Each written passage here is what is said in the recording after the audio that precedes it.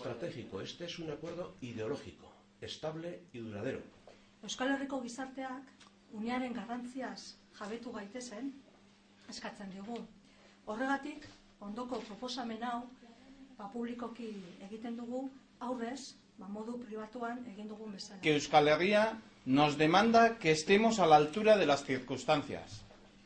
Por ello, efectuamos esta propuesta en forma pública. Euskal Herriak, gure herriak, Euskal gizarte osoaren abertzale zein abertzale ez direnen ikuspegi zabala izatea eskatzen digu. Euskal Herria, nuestro pueblo, nos requiere a tener una visión panorámica de toda la sociedad vasca, abertzales y no abertzales, y una perspectiva de futuro de la nación vasca en Europa. Gaur egun, Euskal Herrian sortzen ari diren baldintza berriek bideragarria egiten dute, ezker abertzaleko bi sentsibilitateok azterketa politikoa lehenik eta agian gero jokabide estrategikoak partekatu ahal izan ditzagun. Las nuevas condiciones que se están creando en Euskal Herria hacen posible que las dos sensibilidades de la izquierda abertzale compartamos en el análisis político, en primer lugar, y quizá con posterioridad que podamos compartir actuaciones estratégicas. Aralarrek, elkarrizketa proposamen hau ez du aurretiazko inolako baldintzetara lotzen. Ez ilegalizazioari, ez oraindik abian den, baina gauzatzeke dagoen paketze eta normalizazio politikoari ere.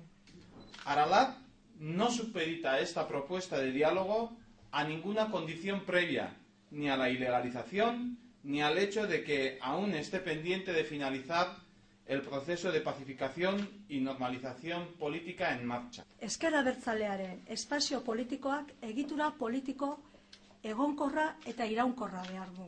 Ezker abertzaleko bi sentsibilitate historikoek bat eginen dutena.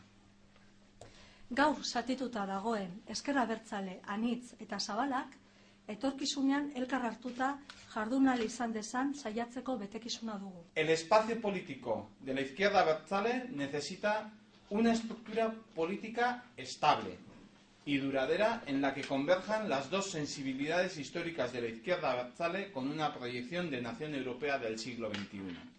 Tenemos la obligación de intentar confluir a la izquierda abertzale plural que hoy está dividida.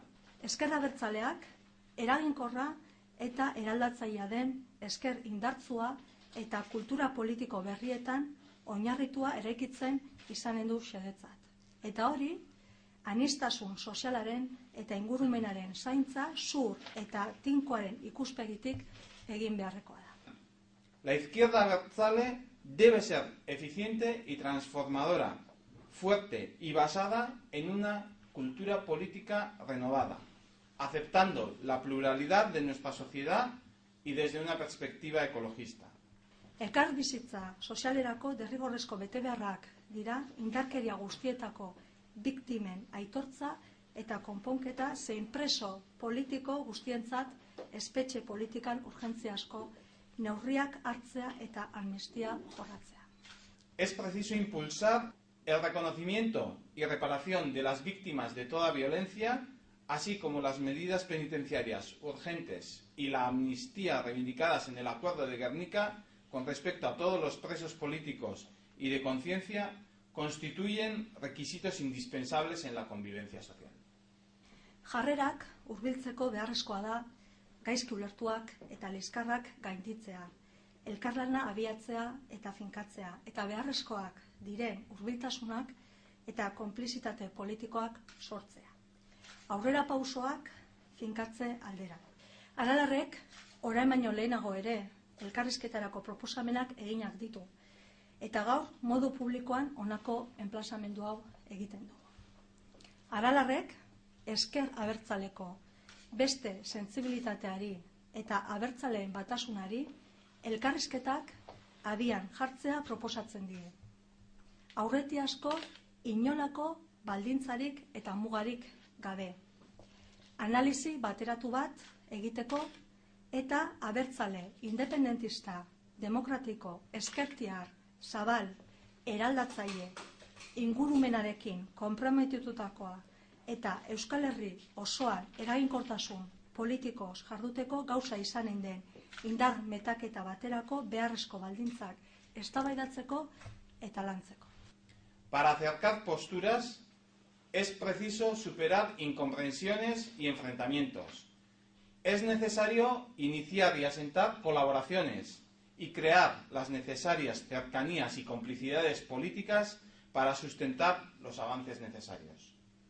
Aralat, que ya tiene efectuadas con anterioridad propuestas de diálogo, reitera en el día de hoy este emplazamiento de forma pública.